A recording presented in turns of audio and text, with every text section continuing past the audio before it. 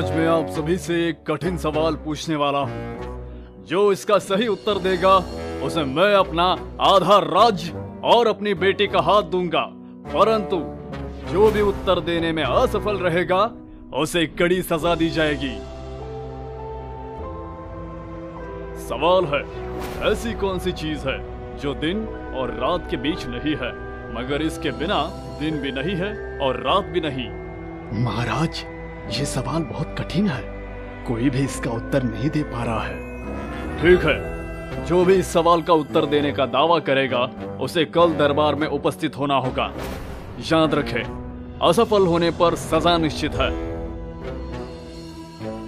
महाराज, मेरा उत्तर सूरज। गलत उत्तर।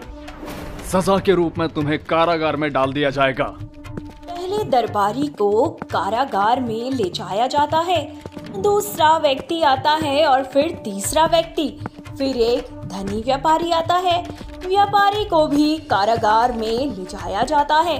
अब कई लोग धन और सुंदर राजकुमारी से विवाह के लोभ में राजा के पास आते हैं, लेकिन सभी गलत उत्तर देते हैं और उन्हें सजा मिलती है। क्या इस राज्य में कोई भी ऐसा व्यक्ति नहीं है जो इस सवाल का सही उत्तर दे सके? मंत्री जी, इस सवाल का उत्तर अभी तक किसी ने नहीं दिया। तुम्हें इसकी जिम्मेदारी लेनी होगी। 3 दिन के भीतर ऐसे युवक को पेश करो जो सही उत्तर दे सके और राजकुमारी के लिए योग्य हो। अगर फिर भी उत्तर नहीं मिला तो तुम्हें सजा मिलेगी। जी महाराज। पिताजी, आप इतने परेशान क्यों हैं? दरबार में कुछ हुआ क्या? बेटी, राजा ने एक ऐसा सवाल पूछा है जिसका उत्तर अब तक कोई नहीं दे सका है। अगर 3 दिन के भीतर सही उत्तर नहीं मिला तो राजा ने मुझे और मेरे परिवार को सजा देने की धमकी दी है। क्या? लेकिन ये तो बहुत गंभीर है। क्या आपने किसी से मदद मांगी? हाँ बेटी, मैंने कई विद्वानों से पूछा, लेकिन कोई भी सही उत्तर नहीं दे सका। पिताजी, मुझे लगता है कि मैं जानती हूँ इस सवाल का जवाब कौन दे सकता है। राजा विक्रम की घोषणा के बाद राजकुमारी राधा अपने कक्ष में चिंतित बैठी होती है और सोचती हैं, न जाने किससे मेरा विवाह होगा। लीलावती, जाओ और रमा को तुरंत बुला कर लाओ। वो मेरी बचपन की पक्की सखी है, मैं उससे बात करना चाहती हूँ। लीलावती रमा को बुलाने के लिए निकलती है। थोड़ी देर बाद लीलावती आती है। क्या रमा नहीं है? ठीक है लीलावती, तुम जा सकती हो। रमा तेजी से घोड़े पर सवार होकर जंगलों के रास्ते से गुजरती है। वह अर्जुन के बारे में पूछताछ करती है और आखिरकार एक छोटे से गांव जा पहुंचती है। अंधेरा हो जाता है। रमा एक दिन रुकने का निर्णय लेती है और अगले दिन फिर से अपनी यात्रा आरंभ करती है। सुबह होते ही रमा अपनी बुआ के घर पहुंचती है और दरवाजा खटखटाती है। ये अर्जुन है, जो रमा की बुआ का बेटा था। अर्जुन, तुम्हें देखकर खुशी हो रही है। हाँ वाकई, तुम कैसी हो और अचानक यहाँ कैसे आई हो? रमा अंदर जाती है और अर्जुन को पूरी घटना बताती है। अर्जुन ध्यान से सब कुछ सुनता है और फिर सोच में पड़ जाता है। रमा, माँ की हालत ठीक नहीं है, मैं उन्हें छोड़कर नहीं जा सकता। अर्जुन, मैं हूँ ना उनकी देखभाल के लिए, आप जाइए। ठीक है रमा, मैं जल्दी ही वापस आऊंगा। दूसरे राज्य के राजा और उनके मंत्री बैठकर योजना बनाते हैं। हाँ महाराज, हमें उन्हें परास्त करना होगा। हमें इसके लिए एक बड़ी योजना बनानी होगी। हाँ, हमारा बड़ा बेटा राजा विक्रम इस सवाल का उत्तर देगा और उनकी राजकुमारी से विवाह करेगा। इससे हमें उनके राज्य का आधा हिस्सा मिल जाएगा और बाद में पूरा राज्य हासिल कर लेंगे। अर्जुन अपने मामा के घर पहुंचता है। उसे एक आरामदायक कमरा अपने ठिकाने के तौर पर मिलता है। वहां बैठकर वह अगले दिन की तैयारी में लग जाता है। कल का दिन मेरे लिए बहुत महत्वपूर्ण है। राज दरबार में प्रदर्शन करना मेरे लिए एक बड़ी चुनौती होगी। दूसरे राज्य के राजा और गुप्तचर राजा के पास पहुंचते हैं।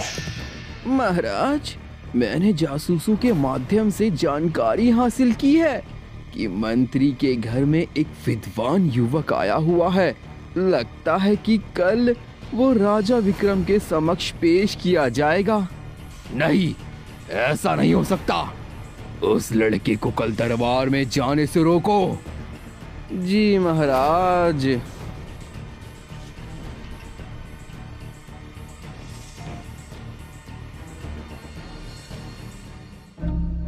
तो मंत्री जी, क्या आपने इस सवाल का उत्तर देने वाले व्यक्ति को खोज लिया? सभी लोग उत्साहित होकर अर्जुन का इंतजार कर रहे थे। बहुत समय बीतता जा रहा था, लेकिन अर्जुन अभी तक नहीं आया था। अर्जुन कहाँ है? महाराज, अर्जुन बस आता ही होगा। महाराज, कल रात मुझे घर से अगवा कर लिया था। ये लोग पड़ोसी राज्य के सैनिक थे जो उनके राजा की योजना के तहत आए थे। उन्होंने मुझे आपके दरबार में सवाल का उत्तर देने से रोकने की कोशिश की।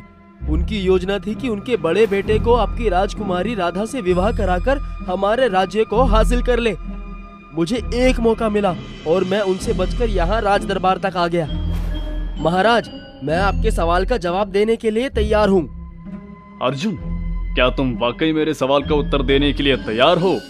अर्जुन, अभी तुम काफी लंबा सफर और विराट परिस्थिति झेल कर आए हो या जख्मी भी हो। तुम राजमहल के अतिथि कक्ष में विश्राम करो। शाम की सभा में सूरज डूबने से पहले तुम्हें उत्तर देना होगा, वरना तुम्हें और मंत्री के परिवार को दंड मिलेगा नियम के अनुसार। अर्जुन, तुम ठीक हो? मुझे तुम्हारी बहुत चिंता हो रही थी। हाँ? राजकुमारी, आप यहाँ? मैं ठीक हूँ। अर्जुन, मैं तुम्हें याद हूँ। बचपन में तुम हमेशा मुझे राधा कहा करते थे और आज तुम मुझे राधा ही कह सकते हो। हाँ राधा, मुझे सब याद है। तुम और तुम्हारी बातें, भला इन्हें मैं कैसे भूल सकता हूँ।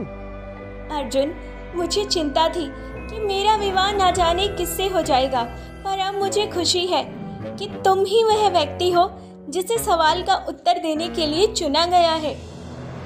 राधा, मैं अपनी पूरी कोशिश करूंगा और महाराज के सवाल का सही उत्तर दूंगा। मुझे पूरा यकीन है कि तुम ये करोगे। मैं हमेशा तुम्हारे साथ हूँ। रमा मेरे घर आई थी। उसने ही मुझे यहाँ भेजा है मामा जी को दंड से बचाने के लिए और हमारे लिए। रमा? हाँ, याद है जब हम बच्चे थे और तुम्हारे पिताजी ने हमें पढ़ने के लिए बुलाया था। हम दोनों एक ही बागीचे में खेलते थे। राधा, मैं सालों से एक बात तुमसे कहना चाहता था पर कभी हिम्मत नहीं कर पाया। राधा, तुमने हमेशा मेरा साथ दिया। तुम्हारी हंसी, तुम्हारा प्यार, ये सब मेरे दिल में बसा हुआ है। मैं तुमसे बचपन से प्रेम करता हूँ और हमेशा तुम्हें खुश देखना चाहता हूँ। अर्जुन, मैं तुम्हें बहुत पसंद करती हूँ। मेरे दिल की हर धड़कन तुम्हारे लिए है। राधा, अब मैं पूरी कोशिश करूंगा और तुम्हें कभी निराश नहीं होने दूंगा। मैं वादा करता हूँ राधा, मैं महाराज के सवाल का सही उत्तर दूंगा। तुम्हारे प्यार और विश्वास ने मुझे और भी मजबूत बना दिया है। मुझे तुम पर पूरा भरोसा है अर्जुन। मैं जानती हूँ कि तुम महाराज के सवालों का सही जवाब दोगे और हम एक साथ रहेंगे। महाराज, मैं आपके सवाल का उत्तर देने के लिए तैयार हूँ। तो सवाल है, ऐसी कौन सी चीज है जो दिन और रात के बीच नहीं है, मगर इसके बिना दिन भी नहीं है और रात भी नहीं? सवाल सुनकर अर्जुन दुविधा में फंस जाता है। काफी सोचने पर भी उसे कुछ समझ नहीं आता है। सभी की नजरें भरे दरबार में अर्जुन पर थी। सभी बहुत उत्साहित थे कि आखिर अर्जुन जवाब दे पाएगा या फिर नहीं दे पाएगा। बताओ, क्या उत्तर है? समय बीता जा रहा है, सूरज ढलने ही वाला है। जैसे ही वक्त बीतता जा रहा था, अर्जुन और राधा की धड़कनें तेज हो रही थी। तब अर्जुन की नजर ढलते सूरज पर पड़ती है, जो बस ढलने ही वाला था। जहां रोशनी और रात्रि के मिलन से आसमान पर लालिता छाई हुई थी। अर्जुन मुस्कुराते हुए बोलता है, महाराज उत्तर है पड़ोसी राज्य के राजा रणजीत के पुत्र राजकुमार सूरज दरबार में प्रवेश चाहते हैं। राजकुमार सूरज यहाँ? उन्हें अंदर आने दो।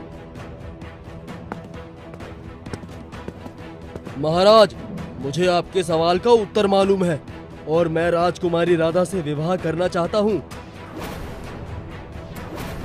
सूरज, तुम यहाँ क्या करने आए हो?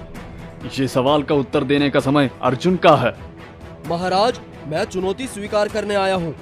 अगर मैं सही उत्तर दूं तो मुझे राजकुमारी राधा से विवाह करने का अधिकार मिलेगा। ठीक है सूरज, अगर तुम उत्तर दे सकते हो तो तुम्हें मौका मिलेगा, लेकिन याद रखना अगर तुम असफल रहे तो सजा निश्चित है। जी महाराज।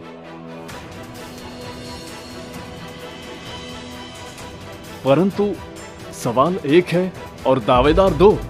मैं किसी के साथ भी अन्याय नहीं करना चाहता, चाहे वो अर्जुन हो या सूरज। महाराज, आप दोनों को एक साथ उत्तर देने का अवसर दें, ये सही और न्याय संगत होगा। ठीक है अर्जुन और सूरज, आप दोनों को एक साथ उत्तर देने का अवसर मिलेगा। जो सही उत्तर देगा उसे आधा राज्य मिलेगा और वही व्यक्ति योग्य होगा राजकुमारी राधा के जीवन साथी के रूप में। अगर सूरज पहले सही उत्तर दे देगा तो कहीं मेरा विवाह सूरज से ना हो जाए। मुझे अपने प्रेम पर यकीन है, अर्जुन ही जीतेगा। अर्जुन और सूरज, आप दोनों एक ही समय पर अपने उत्तर दीजिए। सवाल है, ऐसी कौन सी चीज है जो दिन और रात के बीच है मगर इसके बिना दिन भी नहीं है और रात भी नहीं?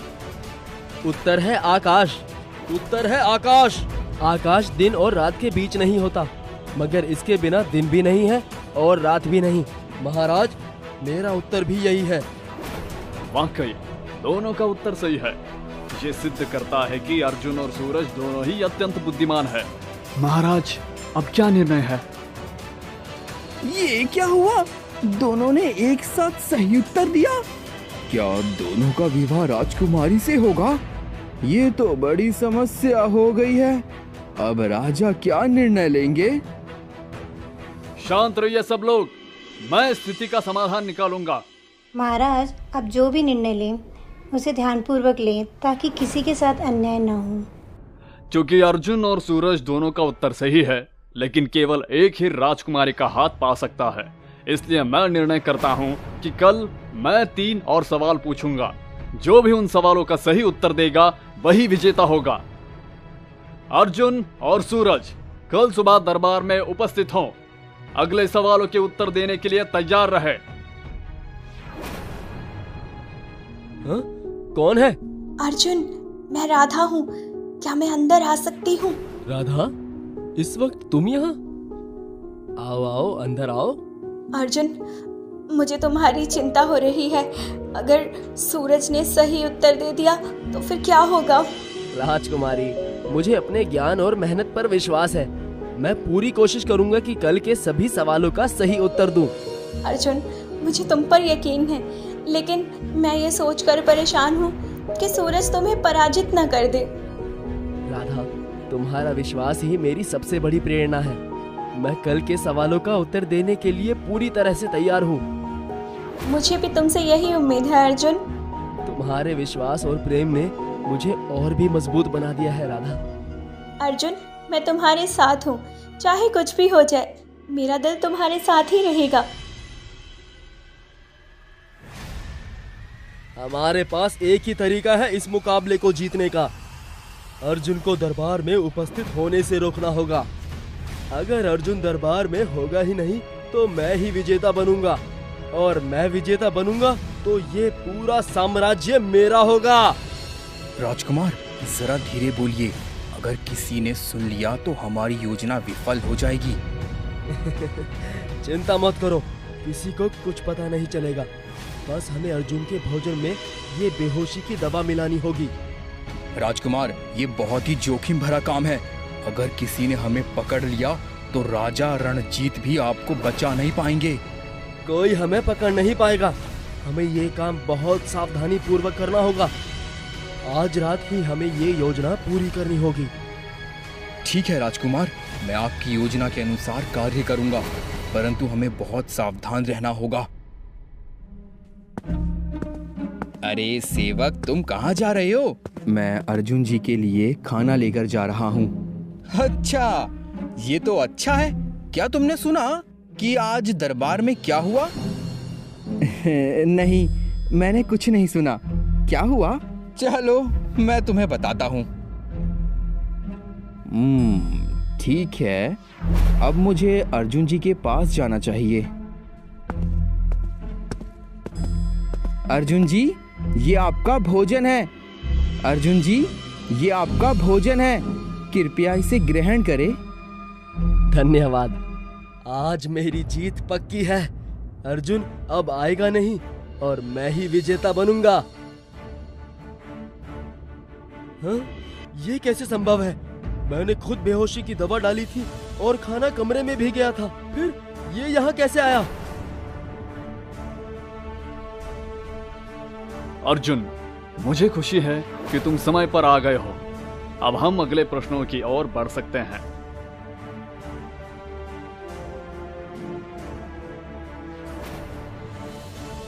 ये कैसे संभव है? मेरी योजना विफल कैसे हो गई? अब मुझे और भी सतर्क रहना होगा। अच्छा, अब मैं आप दोनों से 3 और सवाल पूछूंगा। जो भी इनका सबसे पहले सही उत्तर देगा वही विजेता होगा। पहला सवाल है, ऐसी कौन सी चीज है जो हर रोज बढ़ती है लेकिन कभी कम नहीं होती? महाराज, उसका उत्तर है उम्र। ये हर रोज बढ़ती है लेकिन कभी कम नहीं होती। हाँ, महाराज, मेरा उत्तर भी यही है, उम्र। सही उत्तर है। दूसरा सवाल है, ऐसी कौन सी चीज है जो जितनी ज्यादा ली जाती है उतनी ही बढ़ती है? महाराज, उसका उत्तर है ज्ञान। जितना ज्यादा ज्ञान लिया जाता है उतना ही बढ़ता है। हाँ, महाराज, मेरा उत्तर भी यही है, ज्ञान। सही उत्तर है। तीसरा सवाल, ऐसी कौन सी चीज है जिसका रूप बदलता रहता है लेकिन उसका स्वभाव नहीं बदलता? महाराज, उत्तर है पानी। ये विभिन्न रूपों में बदलता है, बर्फ, भाप, तरल, लेकिन इसका स्वभाव नहीं बदलता। हाँ महाराज, मेरा उत्तर भी पानी है। सही उत्तर है। अब चूंकि दोनों ने सही उत्तर दिया है लेकिन अर्जुन ने पहले उत्तर दिए थे, इसलिए वो विजेता घोषित किए जाते हैं।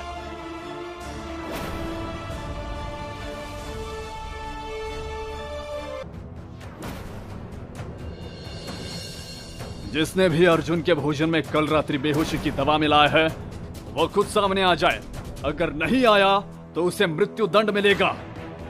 अगर ये सब पता चल गया कि ये सब मैंने किया था तो मेरा अंत निश्चित है। महाराज, ये सब सूरज की योजना थी।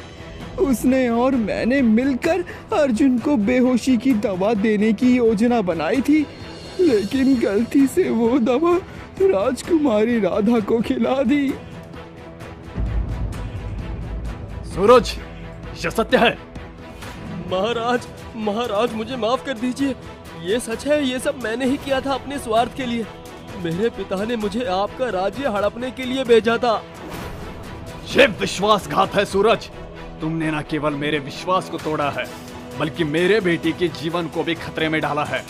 तुम्हें तुम्हारे कर्मों का परिणाम भुगतना होगा। महाराज, कृपया मुझे माफ कर दीजिए। मैं अपनी गलती मानता हूँ और इसके लिए पछताता भी हूँ। सूरज को गिरफ्तार करो और उसे तत्काल कारागार में बंद कर दो। और तुम, जिसने उसके साथ मिलकर ये साजिश रची, तुम्हें भी सजा मिलेगी। तुम भी सूरज के साथ कारागार में जाओगे। बेटी, क्या तुम्हें अर्जुन स्वीकार है? अर्जुन मुझे अपने जीवन साथी के रूप में स्वीकार है पिताजी। मैं अर्जुन से शादी करने के लिए तैयार हूँ। आज से अर्जुन हमारा दामाद है। इस विजय के लिए सभी का धन्यवाद। महाराज, ये सब आपके आशीर्वाद और मेरी माँ की शिक्षा का परिणाम है। मैं आपको वचन देता हूँ, राजकुमारी जी को हमेशा खुश रखूंगा। सोमपुर गांव में गोपाल अपनी माँ सुनंदा के साथ रहा करता था। गोपाल पास ही के गांव में अपने मालिक देवदूत के यहाँ बकरियों को चराने का काम करता था। चलो चलो, हट हुर, चलो चलो चलो, सभी खाना खाने जाओ, समय हो चुका है खाने का। गोपाल सारी बकरियों को बाड़े से निकालकर तालाब किनारे ले जाने वाला था। बाड़े से सारी बकरियां तो निकल आती है, लेकिन एक बकरी जो काफी बूढ़ी हो चुकी थी वो बाड़े में ही बैठी रह जाती है। अब गोपाल उस बकरी के पास जाता है और उसके माथे को सहलाते हुए कहता है, अरे धन्नो, तुम्हें भूख नहीं लगी? तुम्हें औरों के साथ तालाब के किनारे हरी हरी घास खाने नहीं जाना? लगता है धन्नो की तबीयत ठीक नहीं है। मालिक से कहता हूँ, अब वही कुछ करेंगे। इतना कहकर गोपाल अपने मालिक के पास जाता है और अपने मालिक से कहता है, मालिक, सारी बकरियां तो चरने के लिए निकल चुकी हैं, लेकिन धन्नो को ना जाने क्या हुआ है। वो तो बैठी हुई है और उठने तक का नाम नहीं ले रही है। अच्छा, ऐसी बात है, चल कर देखता हूँ। मुझे तो लगता है धन्नो की तबीयत ठीक नहीं है, तभी वो कहीं जा नहीं रही। अब गोपाल का मालिक उस बकरी के पास आता है और उस बकरी को 2 लात मारता है। अरे मालिक, आपने इसे मारा क्यों? मैंने कहा ना इसकी तबीयत ठीक नहीं होगी, तभी ये कहीं जा नहीं रही है। लातों के भूत बातों से नहीं मानते हैं। लगता है इस बकरी की उम्र हो गई है, वैसे भी ये दूध नहीं देती और बच्चे जन नहीं सकती, तो इसे कल किसी कसाई के हाथों बेच दूंगा। लेकिन मालिक, ये तो गलत है ना। आपको जब तक इसका इस्तेमाल करना था आपने किया, और अब आपके पास इसका इस्तेमाल नहीं तो आप इसे कसाई को बेचने जा रहे हो। नौकर है, नौकर की तरह रहे, मालिक बनने की जरूरत नहीं है। तो अपने काम पर ध्यान दे। मैं अपने काम पर ध्यान देता हूँ। और वो बकरी वहीं नीचे लेट जाती है और मिमियाने लगती है। इतना बोलकर देवदूत वहाँ से चला जाता है। अब गोपाल बकरी से लिपटकर रोने लगता है। बकरी भी गोपाल को देखकर रो रही होती है। तभी गोपाल बकरी से कहता है, मैं तुम्हें कुछ नहीं होने दूंगा, तुम चिंता मत करो। मैं तुम्हें अपने घर ले जाऊंगा। मैं माँ से बात करके आता हूँ, और अगर माँ मान गई तो मैं तुम्हें लेकर जाऊंगा और अपने साथ रख लूंगा। धन्नो को वहीं छोड़कर गोपाल बाकी की बकरियों को लेकर तालाब किनारे पहुंचता है। बकरियां हरी हरी घास चर रही होती है और गोपाल एक पेड़ के नीचे मायूस बैठा धन्नो के बारे में सोच रहा होता है। मालिक भी कितने दुष्ट हैं। जब तक धन्नो दूध देती थी, बच्चे दे रही थी, तब तक तो धन्नो की मालिक खूब सेवा कर रहे थे। लेकिन अब धन्नो बूढ़ी हो चुकी है और वो चल फिर नहीं सकती, तो उसे मालिक कसाई के हाथों बेच रहे हैं। ये तो गलत है। गोपाल देर शाम तक उसी पेड़ के नीचे बैठा धन्नो के बारे में सोचता रहता है। अब शाम होने से पहले गोपाल सारी बकरियों को बाड़े में रखकर अपने घर चला आ जाता है। आ गया तू, और इतना उदास क्यों है? सब ठीक तो है ना? नहीं माँ, कुछ भी ठीक नहीं है। अब क्या हुआ? मालिक ने पैसे रोक लिए क्या? नहीं माँ, बात ही कुछ ऐसी है कि आपको भी सुनकर बुरा लगेगा। आप धन्नो को तो जानती हैं। अच्छा, तू कहीं उस बूढ़ी बकरी के बारे में तो नहीं कह रहा? हाँ माँ, मैं उसी की बात कर रहा हूँ। कल मालिक उसे कसाई को बेच देंगे और मैं नहीं चाहता कि धन्नो को कोई कसाई ले जाए। अरे तो इसमें हम क्या कर सकते हैं? वो मालिक है, वो अपनी बकरियों के साथ कुछ भी करे। हम नौकर होकर उन्हें कोई सलाह नहीं दे सकते। मैं उन्हें कोई सलाह देने की बात नहीं कर रहा माँ। मैं तो चाहता हूँ कि आप मालिक से धन्नो को खरीद लो। हम धन्नो को कसाई के हाथों नहीं लगने दे सकते, और मैं तो बिल्कुल भी नहीं, क्योंकि मुझे धन्नो से बहुत लगाव है। तेरा दिमाग तो ठीक है, हम इतने पैसे कहाँ से लाएंगे धन्नो को खरीदने के लिए? लेकिन माँ, मुझे कुछ भी अच्छा नहीं लग रहा। मुझे ही कुछ करना होगा। अब कहाँ जा रहा है? खाना तो खा ले मुए। नहीं माँ, जब तक मैं धन्नो को घर नहीं ले आता तब तक मैं अन्न का दाना भी नहीं खाऊंगा। गोपाल अब गांव के जमींदार से कुछ पैसे उधार लेकर आता है और अगले ही दिन जाकर धन्नो को खरीद लेता है। अरे गोपाल, तू इस बकरी का क्या करेगा? ना तो ये दूध देती है, ना ये बच्चे पाएगी। कोई बात नहीं, ये मेरे साथ रहेगी, इतना ही काफी है। आपको मैंने आपके पैसे दे दिए हैं, अब मैं इसे घर ले जाऊंगा। गोपाल उस बकरी को घर लेकर आता है और उसकी खूब देख रेख करता है। बकरी भी गोपाल के साथ खूब खुश थी। ऐसे ही कई महीने बीत जाते हैं। एक रोज गोपाल का मालिक गोपाल से कहता है, अरे गोपाल, क्या बात है? आजकल तू दूध नहीं ले जाता या कहीं और से दूध लेने लगा है? अरे नहीं नहीं मालिक, जब अपने ही घर में दूध हो तो बाहर से दूध लेने की क्या जरूरत है? मैं कुछ समझा नहीं। तेरे पास तो गाय भैंस बकरी नहीं है, तो फिर दूध कहाँ से आएगा? अरे मालिक, आपको पता नहीं है, हमारी धन्नो दूध देने लगी है और उसके 2 बच्चे भी हो गए हैं। क्या धन्नो दूध दे रही है? उसके बच्चे हो गए? ऐसा कैसे हो सकता है? जब वो यहाँ थी तो उसने दूध देना बंद कर दिया था। देवदूत को गोपाल की बात सुनकर बड़ा गुस्सा आता है, क्योंकि जब देवदूत के यहाँ धन्नो थी तो उसने दूध देना ही बंद कर दिया था, और अब तो गोपाल के घर जाने के बाद धन्नो ढेर सारा दूध दे रही थी। अब देवदूत के मन में लालच आने लगता है और वो गोपाल पर धन्नो को वापस करने का दबाव बनाने लगता है। गोपाल, जरूर तूने मेरी बकरी को कुछ ऐसा खिलाया था जिससे वो दूध देना बंद कर चुकी थी, और जैसे ही वो तेरे घर आई तो उसने दूध देना शुरू कर दिया। अगर तूने मेरी बकरी वापस नहीं की तो मैं सरपंच मुखिया तक जाऊंगा, वरना तू मुझे उस बकरी के 2 गुना दाम देगा। ये कैसी बातें कर रहे हैं आप मालिक? ऐसा कुछ भी नहीं है, और मैं आपको धन्नो के 2 गुने दाम भला क्यों दूंगा? बाकी तू देख ले, मैंने तुझे बता दिया है, अगर तू ऐसा नहीं करता तो मैं अपनी बकरी को ले जाऊंगा। अब गोपाल घर आकर अपनी माँ को सारी बात बताता है, लेकिन ये बातें बकरी भी सुन रही होती है। तभी वो खूंटे से खुलकर सुनंदा की साड़ी अपने दांतों में फंसाती है और उसे जंगल की तरफ लेकर जाती है। अरे धन्नो, कहाँ लेकर जा रही है मुझे? गोपाल, जरा रोकना इसे। धन्नो, क्या कर रही है तू माँ के साथ? माँ को कहाँ लेकर जा रही है? धन्नो सुनंदा को एक पेड़ के पास लेकर आती है और उस जगह को खोदने लगती है, जिसे देखकर गोपाल अपनी माँ से कहता है, हो सकता है माँ, यहाँ पर कुछ तो जरूर है, हमें यहाँ खोदना चाहिए। गोपाल इतना कहकर उस जगह की मिट्टी को खोदने लगता है। तभी वो देखता है कि वहाँ सोने चांदी से भरा मटका रखा है, जिसे देखकर गोपाल और सुनंदा हैरान रह जाते हैं। लगता है माँ, धन्नो ने हमारी बातें सुन ली है। मालिक ने जो हमसे पैसे मांगे थे, हम वो इससे चुका सकते हैं। मुझे तो इस बात की हैरानी हो रही है, धन्नो कहीं जादुई बकरी तो नहीं? उसे कैसे पता कि यहाँ सोना चांदी गड़ा हुआ है?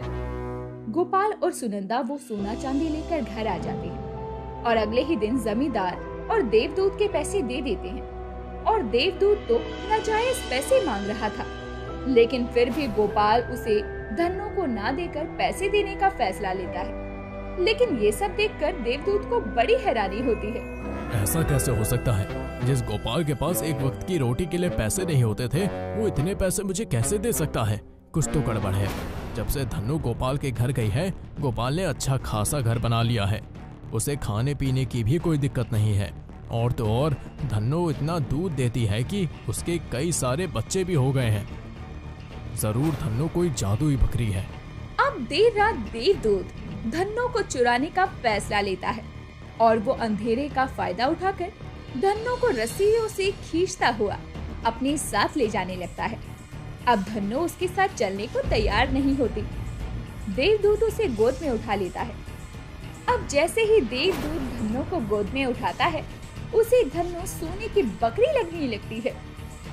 ये मेरी आंखों का भ्रम है या सच? धन्नो सोने की बकरी में बदल गई है, यानी सच में ये बकरी जादुई है। क्या बात है देवदूत, तुझे तो सोने की बकरी हाथ लग गई। देवदूत को लालच की वजह से भ्रम हो रहा था और देवदूत को धन्नो सोने की बकरी दिख रही थी। बेचारा देवदूत भी बकरी को कसकर जकड़े हुए था। तभी बकरी मिमियाने लगती है।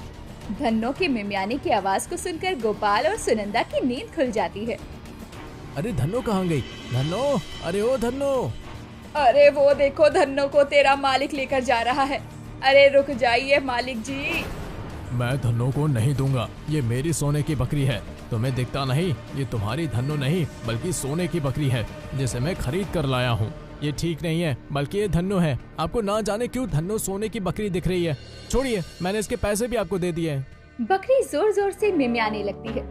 बकरी के चिल्लाने की आवाज से गांव वाले जमा हो जाते हैं और देवदूत ने बकरी को कसकर पकड़ा था। गांव वालों को देखकर देवदूत की पकड़ ढीली हो जाती है और बकरी जंगल की तरफ भाग जाती है। और उसके बाद गांव वाले देवदूत को जमकर पीटते हैं और देवदूत वहीं बेहोश हो जाता है। गोपाल और उसकी माँ जंगल में बकरी को ढूंढने की लाख कोशिश करते हैं, लेकिन उन्हें वो जादुई सोने की बकरी कहीं नहीं मिलती। और वहीं देवदूत जब सुबह होश में आता है तो खुद को बकरी के बाड़े में पाता है और वो खुद भी एक बकरी बन चुका होता है। लेकिन सचमुच वो कोई जादुई सोने की बकरी ही थी जिसने गोपाल और उसकी माँ की गरीबी को हमेशा के लिए दूर कर दिया था।